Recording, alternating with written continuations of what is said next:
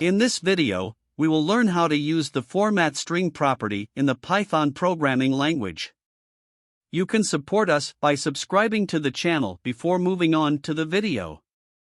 Before we learn how to use the format feature, we need to understand why we need it. I will make an example for this. I will create two variables to use the format property. I can sum two string objects. I will print it to the screen using the print function. There are many solutions to the gap problem. First, let's change the variable. Instead of making changes to the variable, we can do it in the print function.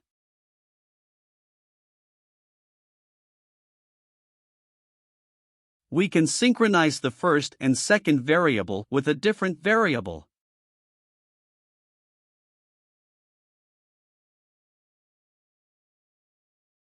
We solved the problem using three different methods. I will create an integer variable. Let's do one more addition in the print function.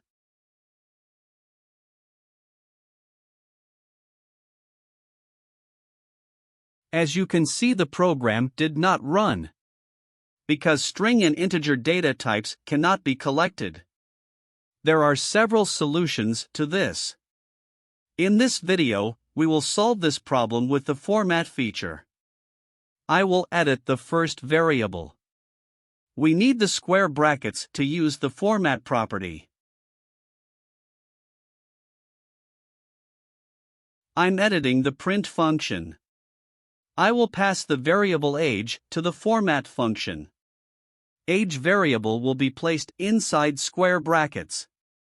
We may want to add more than one variable to the string. Let's create another integer variable. I add one more square bracket in string variable.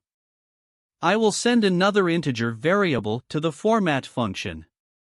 It will be appended to the square brackets in the string variable in the order passed to the format function. Let's change the order of the variables passed to the format function. Let's look again at how it works. Sometimes we want to specify the location of parameters. To do this, I assign numbers to the square brackets. In the format function, the first variable represents the index when it is 0. In this video, we learned how to use the format string feature in the Python programming language. You can support us by subscribing to the channel. Thanks for watching.